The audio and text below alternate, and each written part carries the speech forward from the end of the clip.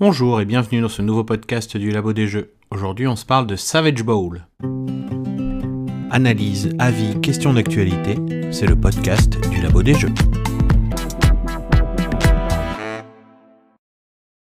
Savage Bowl est un jeu de Urio, un jeu de pli japonais qui a été tout d'abord édité chez Brekeke Games et qui ensuite devait nous arriver chez Matago, mais il y a eu toute une histoire. Donc il va nous arriver très prochainement dans le Kickstarter de Sail Legacy qui est fait par Allplay.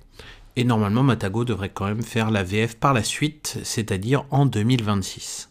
Savage Bowl, c'est donc un jeu de pli pour 4 ou 5 joueurs uniquement. Ici c'est assumé, c'est 4 ou 5 et ça s'arrêtera là.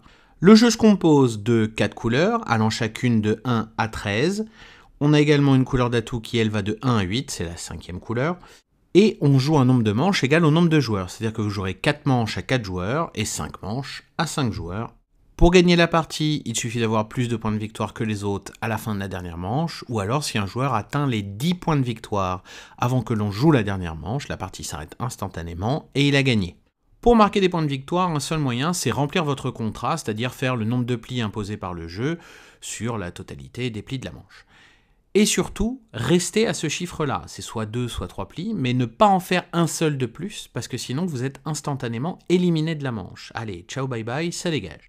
Et pour obtenir du bonus, il faut être le premier à remplir ce fameux contrat. Si vous êtes le premier à le faire, vous avez le droit à une carte supplémentaire qu'on met devant vous, qui vous met une belle cible sur la tête et qui dit que vous aurez 2 points de plus si jamais vous parvenez à survivre jusqu'au bout de la manche. Tout le jeu est donc là, réussir à remplir son contrat, mais est-ce que je veux le faire vite et ainsi espérer avoir les points supplémentaires, mais les autres vont tout faire pour que je me casse la gueule derrière? Ou alors, est-ce que je prends mon temps au risque, si je ne fais pas assez de plis à la fin de la manche, de ne pas avoir plus de points que quelqu'un qui en a fait trop? J'ai joué jusqu'au bout, bravo, mais je ne fais pas partie des gens qui marquent des points parce que j'ai pas fait le contrat, qui est un chiffre fixe. La manche se divise en 2 parties. Pendant la première partie, vous allez avoir un arbitre qui va circuler entre les joueurs et qui va coller des cartons jaunes un peu partout. Puis il y aura une deuxième manche où alors l'arbitre aura fait son taf, donc lui il se barre. Et pendant ce moment-là, on va pouvoir s'en donner à cœur joie. Donc, si on revient sur cette première manche, celui qui devrait gagner le pli, puisque c'est un must-follow tout à fait classique avec un atout, je dois fournir la couleur demandée, si je n'en ai pas, je peux couper. La carte la plus forte de la couleur d'atout remporte le pli, s'il n'y a pas d'atout, la carte la plus forte de la couleur demandée gagne le pli. Mais, vu que vous avez mis trop de force, l'arbitre arrive et vous colle un joli carton jaune.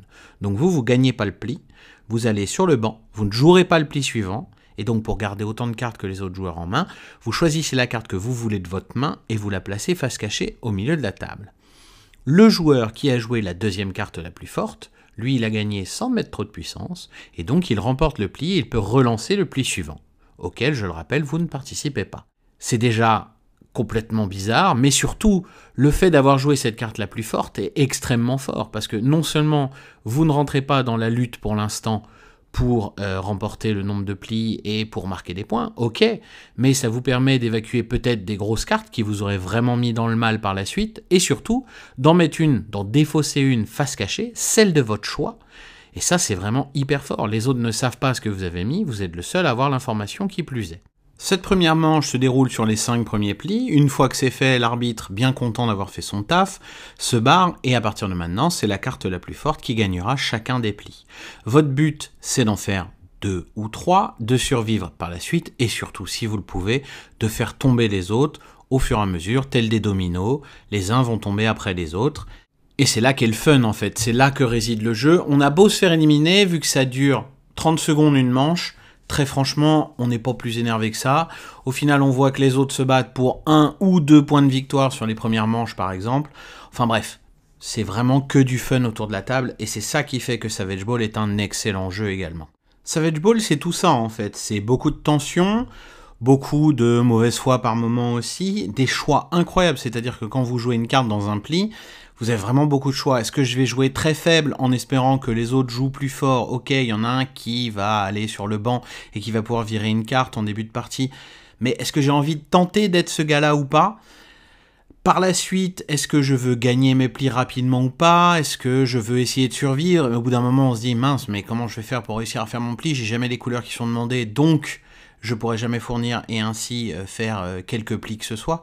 Bref, Il y a beaucoup de réflexion, il y a beaucoup de contrôle aussi malgré tout, même si on se dirait que c'est full chaos. Non, en fait il est chaos parce que les autres cherchent à vous faire tomber, mais sinon vous avez quand même beaucoup de contrôle, vous savez exactement ce qui va se passer. Si vous commencez à compter un petit peu les cartes, malgré celles qui sont mises face cachée quand un joueur sort sur le banc, vous savez à peu près où on en est normalement et vous pouvez anticiper si vous prenez le pli maintenant ou pas et ainsi de suite. Il a aussi une grosse part de bonne humeur, c'est dingue, mais sur un jeu à élimination, qui est normalement quelque chose que personnellement je déteste, à chaque fois ça se marre autour de la table, parce que l'élimination est souvent injuste en fait. Et du fait qu'elle soit injuste, eh ben on s'envoie bouler, et au final les jeux de pli c'est ça aussi, c'est le fait d'envoyer bouler les autres, limite de les insulter un petit peu quand même, mais avec un grand sourire, et au final sans aucune animosité, c'est ça qui est cool. Et le fait qu'une manche dure, allez, 5 minutes, fait aussi que on n'a pas le temps d'être frustré puisqu'on y retourne quasiment instantanément pour la manche suivante. Il en faut pas beaucoup plus pour venir dire que Savage Ball c'est quand même une pépite, un des meilleurs jeux en jeu de pli de sa catégorie. Il est là depuis maintenant quelques temps, à chaque fois que je l'ai fait découvrir, il a cartonné. Je suis vraiment extrêmement content que Matago le refasse. Ils viennent de nous sortir 7 Yokai, qui est la reprise de Yokai Septet, où ils ont rien changé, ils ont rajouté leurs illustrations sur le matériel, et ça passe vraiment très bien, c'est super qu'il soit arrivé celui-là aussi. Là sur Savage Ball, c'est Allplay qui a demandé je crois, ils ont mis Zemiko au pinceau, alors c'est tout un autre style graphique, tout un autre univers.